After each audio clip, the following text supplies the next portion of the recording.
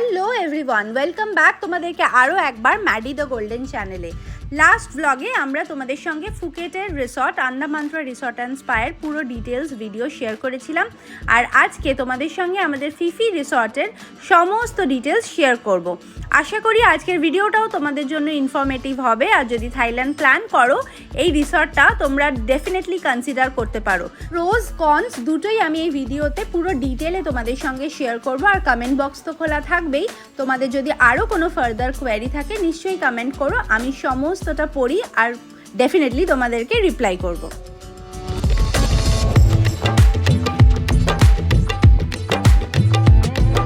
Thailand episode আশা করি তোমরা already আমাদের চ্যানেলে দেখেছো, আর এই রিসর্টটা আমাদের ফিফি সিরিজে তোমরা অনেকবার দেখেছো। ফিফির প্রত্যেকটা ভ্লগে আমি বারবার এই রিসর্টটার কথা মেনশন করেছি, বিকজ এক কথায় বললে আমার পুরো ট্রিপে এটাই কিন্তু ইউএসপি ছিল।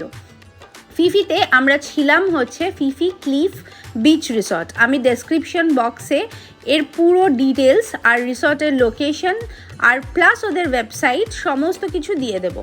রিসর্টটা তোমরা যদি ইন্ডিয়া থেকে চেক করো মেক মাই ট্রিপ প্লাস আরও যা যা ওয়েবসাইট আছে সেখানে তোমরা ডেফিনেটলি এটা বুক করতে পারবে। ট্যারিফ স্টার্ট হয় অ্যারাউন্ড 5,000-6,000 পার নাইট। আমি এটা একটা ট্যুর অপারেটরের সাথে বুক করেছি, লোকাল একটা ভেন্ডার, বেসিক্যালি থাইল্যান্ডেরই লোকাল অপারেটর। তো তাদের সঙ্গে আমার এটা প্যাকেজের মধ্যে ছিল, তো আমি ইন্ডিভিজুয়াল ট্যারিফে বুক করিনি। এখানে কিন্তু অনেক রকম ক্যাটাগরি অফ রুম আছে, তো যদি তোমরা এটা অনলাইন বুকিং করো রুমের ক্যাটাগরিটা চেক করে নিও, রুম ক্যাটাগরি দেখে সেই অ্যাকর্ডিং বুকিং করো। আমি ডেফিনেটলি আর একটু বাদেই তোমাদের সঙ্গে আমার যে সি ভিউ রুম ছিল সেটার পুরো ডিটেলস, কমপ্লিট ডিটেলস শেয়ার করব। এখানে চেক ইন ফর্ম্যালিটির ব্যাপারে যদি একটু বলি, খুব স্মুথ আর হ্যাসেল ফ্রি চেক ইন ছিল। আমরা ফিফি মানে যেটা পিয়ার ছিল সেখানে পৌঁছানোর প্রায় এখানে ওয়াক করে আসতে ওখান থেকে জাস্ট ওই 15 মিনিটস মতো লেগেছে, ওয়াকিং ডিস্টেন্স। এখানে কিন্তু ফুকেটে it's a no vehicle zone, cycle চলে। আর হচ্ছে ওদের এখানে একটা কার্ট, আমাদের এখান থেকে একটা গাড়ি পাঠিয়ে দিয়েছিল বেসিক্যালি, সেটা হচ্ছে তোমার একদম সাইকেলের মতো। তো সেইটাতে করে ওরা আমাদের লাগেজটাকে শিফট করে দিয়েছিল, আর আমরা এখানে ওয়াক করে চলে এসেছিলাম। চেক ইনে আমাদের কোনো রকম সিকিউরিটি ডিপোজিট লাগেনি, শুধু জাস্ট পাসপোর্ট দেখিয়েছি আর চেক ইন রুম রেডিই ছিল। তো আমরা সোজা লিফটে করে, আমাদের রুমটা সেকেন্ড ফ্লোরে ছিল, তো লিফটে করে আমরা সোজা চলে এসেছি আমাদের যেই লবিটাতে আমরা যাব। ভিউ অ্যান্ড এভরিথিং আমি ডিটেলে কভার করেছি। রিসর্টটার অ্যাকচুয়ালি দুটো প্রাইম বেনিফিট আছে যদি তোমরা এই রিসর্টটা কনসিডার করো। এক হচ্ছে ফিফির যে পিয়ার সেখান থেকে ওয়াকিং ডিস্টেন্স, পুরো একদম প্রাইম লোকেশন। এখানে সমস্ত কিছু রেস্টুরেন্ট, শপিং সেন্টার, ইভেন যত রকমের ওয়াটার স্পোর্টস অ্যাক্টিভিটি ফিফিতে হয় সব কিছুই তোমরা খুব ইজিলি এভেল করতে পারবে। আর দ্বিতীয়ত যেটা আরেকটা সেকেন্ড প্রাইম আমার মনে হয়েছে, দ্যাট ইজ দ্য ভিউ। তোমরা ডেফিনেটলি যদি পারো কনসিডার করো এখানে সি ভিউ রুমগুলো নিতে। আমি বলবো যে এটা তোমরা মানে দেয়ার ওন্ট বি মানে এনি রিগ্রেট। তো চলো তোমাদের সঙ্গে এবার আর বেশি কথা না বলে একটা কুইক রুম ট্যুর শেয়ার করে নিই। ওকে, সো এটা আমাদের ফিফি হোটেলের রুম। এখানেও আমরা একটা সি ভিউ রুমই বুক করেছি। এটাতে মিনি ফ্রিজ থেকে শুরু করে পুরো kitchen set up, dining set up, এখানে ওদের পুরো ওয়ার্ড্রব এরিয়াটা রয়েছে। হ্যালো, ওয়াশরুমটা আমি পরে দেখাচ্ছি। এটা হচ্ছে ওদের পুরো একটা সোফা উইথ টিভি ইউনিট, আর ভিউটা তো তোমরা দেখতেই পাচ্ছ, অসম্ভব সুন্দর একটা ভিউ, পুরো চওড়া। এটা কানেক্টেড অ্যাকচুয়ালি একটা ব্যালকনির সঙ্গে।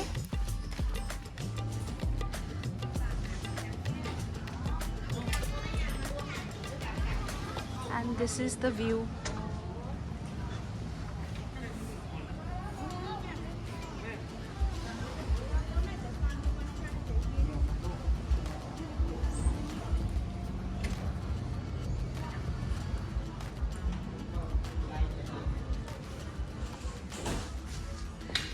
This is the bedroom.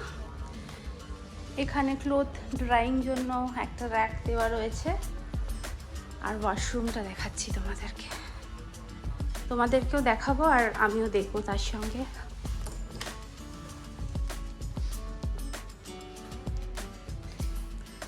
এটা হচ্ছে বেসিন এরিয়া, কমোড এরিয়া,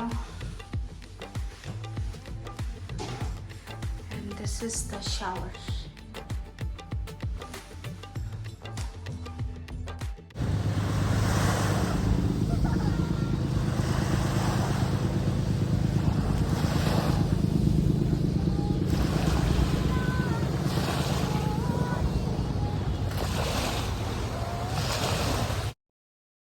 আমরা ফিফিতে মাত্র এক রাত ছিলাম, বাট এই এক রাতেই আমরা যা যা অ্যাক্টিভিটি হয়, যা যা পসিবল সমস্তটাই করে ফেলেছি। এসে থেকে এক মিনিটও আমরা ওয়েস্ট করিনি। সমুদ্রের ধারে কিছুটা টাইম স্পেন্ড করে তারপর এখন আমরা সুইমিং পুল এরিয়াটা কভার করতে যাচ্ছি, কারণ এটা আমাদেরকে ব্লগেও তোমাদের সঙ্গে শেয়ার করার আছে। পুল এরিয়াটা কিন্তু ইনফিনিটি পুলের একটা পুরো ফিল দেবে। আচ্ছা, এবার আমি তোমাদেরকে কিছু বেসিক ইনফরমেশন এই রিসর্টটার ব্যাপারে দিয়ে দিই। সব কিছু ভালো, বাট কয়েকটা কনস তোমাদেরকে বলা খুব জরুরি, বিকজ এটা একটু জেনুইন রিভিউ হওয়াও দরকার। কারণ কি হয়, প্রচুর ভেজিটেরিয়ান, মানে যারা ইন্ডিয়া থেকে ট্রাভেল করো তাদের মধ্যে অনেকে হতে পারে ভেজিটেরিয়ান মিল প্রেফার করে। তো ফুকেট আর ক্রাবিতে তো কোনো প্রবলেম নেই, বাট ফিফিতে আমি একটা জিনিস যেটা নোটিস করলাম, সমস্ত রিসর্টগুলোতেই কিন্তু ব্রেকফাস্ট আর লাঞ্চটাও ওরা অর্গানাইজ করে, বিকজ প্রচুর গ্রুপস আসে ডে ট্রিপের জন্য। 90% গ্রুপসই I would say day trip করে চলে যায়, তো লাঞ্চের অপশনও থাকে। কিন্তু the problem is with the dinner. এখানে কিন্তু ইভিনিংয়ের পর থেকে ডিনারের কোনো অপশন উইদিন রিসর্ট নেই, তো তোমাকে সেটা একটু ওয়েল প্ল্যান করতে হবে। তুমি ফুকেট থেকে কিছু ফুড ক্যারি করতে পারো, স্ন্যাক্স জাতীয়, আর লাঞ্চ বা ইভিনিং, বা যদি তুমি পিয়ার অবধি যেতে পারো ওয়াকিং করে। আমরা যেটা করেছিলাম বেসিক্যালি, আমরা পিয়ার থেকেই ডিনার করে হোটেলে চলে এসেছিলাম। হোটেলে যদি তুমি ভাবো যে 9টা-10টা অবধি, যেটা আইডিয়ালি থাইল্যান্ডের সমস্ত হোটেলেই হয়, সেইটা কিন্তু এখানে হবে না। যেহেতু এটা একটা আইল্যান্ড, প্লাস এই আইল্যান্ডটা ম্যাক্সিমাম ট্যুরিস্টের জন্যই দুপুরবেলার পরে সবাই আবার বোট নিয়ে ফেরত চলে যায়, তাই জন্যই এই হোটেলগুলোতে এই প্রভিশনটা নেই।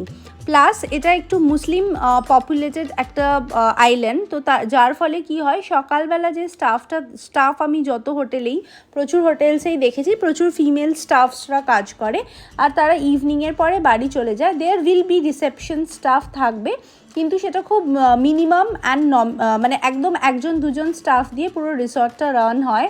তো একদম যদি তুমি এক্সপেক্ট করো যে রুম সার্ভিস বা একদম ফুল ফ্লেজেড রেস্টুরেন্ট, সেটা কিন্তু এই আইল্যান্ড এক্সকারশনসে আমি দেখিনি, আর সেটা এক্সপেক্ট করলে ভুল হবে, তো সেটা পাবে না।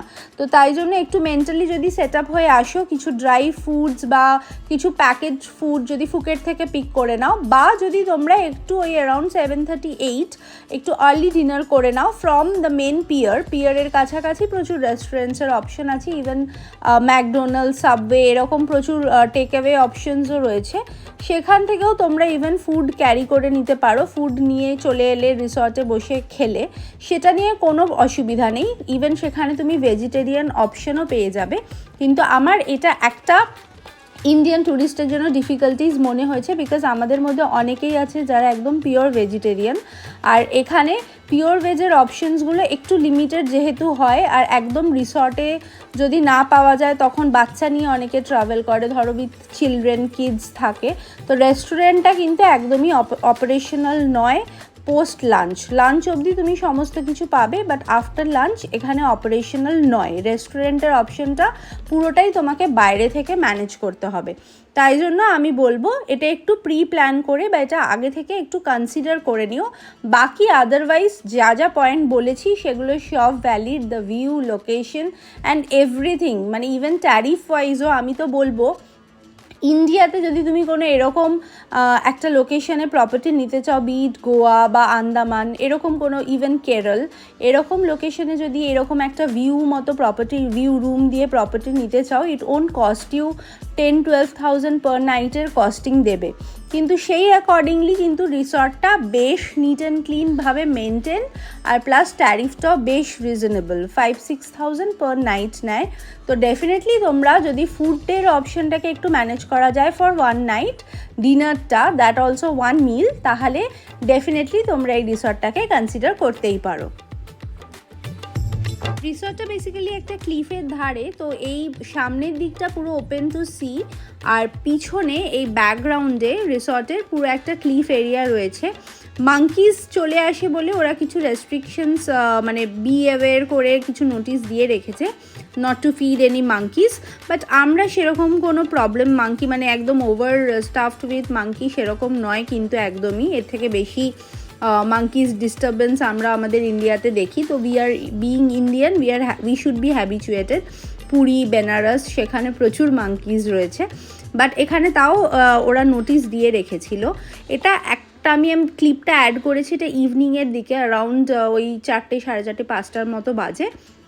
সানসেট কিন্তু একটু রাত করে হয়, মানে 6টার দিকে পুরো সানসেট হয়।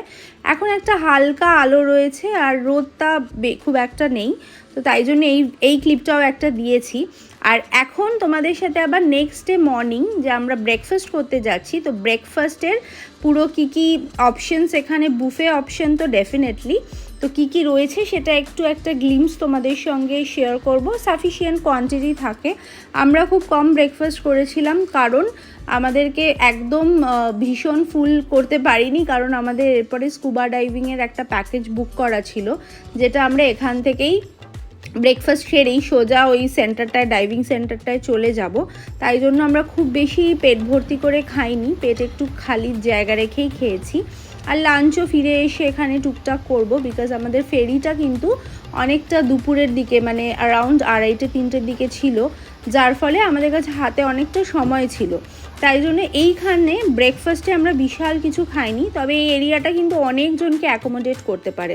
ওদের রেস্টুরেন্টসগুলো, ফিফির বেশ কয়েকটা হোটেলই আমি এটা অবজার্ভ করলাম, রেস্টুরেন্টসগুলো কিন্তু বেশ বড়, বিকজ এগুলো সব গ্রুপ অ্যাকোমোডেট করার মতো করে বানিয়েছে। মানে হোটেলের চেক ইন গেস্ট তুমি খুব কম দেখবে, একদম গুনে গুনে কয়েকজন, হাতে গুনে কয়েকজন। বাট এই যখন লাঞ্চের সময় আমি দেখছিলাম সবকটা রেস্টুরেন্টসেই বুকিং থাকে। থাইল্যান্ডে একটা মানে ব্রেকফাস্টের স্পেশালিটি হচ্ছে রাইস নুডলস, এগুলো সবসময় থাকে, ফুকেটেও ছিল, এখানেও রয়েছে। তো তাই জন্য ওরা ব্রেকফাস্টে রাইসের অপশানসগুলো রাখেই, তো আমরাও খেয়েছি, যেখানে যেরকম সেরমভাবেই থাকতে হয়। প্লাস ওই mixed chicken with all vegetables দিয়ে একটা সতে মতো ছিল, স্যুপস ছিল, প্রচুর রকমের ব্রেডসের অপশান ছিল। লাইভ কাউন্টার মানে ফুকেটের মতো ওরকম লাইভ কাউন্টার সেরকম এখানে কিন্তু ছিল না, বাট সাফিসিয়েন্ট অ্যামাউন্টে সব কিছু ছিল। আর অফকোর্স বুফে ছিল, which we all both enjoyed. বেশ কিছুটা টাইম এখানে ব্রেকফাস্ট করার পর আমরা তারপর এখান থেকে আবার আমাদের এক্সকারশন জন্য গেছিলাম। ব্লগগুলো যদি না দেখে থাকো, আমি আই বাটনে লিঙ্ক দিয়ে দিচ্ছি, স্কুবার ব্লগটা দেখো, আশা করি তোমাদের ভালো লাগবে। আর বেশি কথা না বলে ভিডিওটা আমি এখানেই এন্ড করছি। তোমরা সবাই খুব খুব খুব ভালো থেকো। দেখা হচ্ছে তোমাদের সঙ্গে আবার কামিং সানডেতে অ্যানাদার এক্সাইটিং এপিসোড নিয়ে। Till then, tata everyone.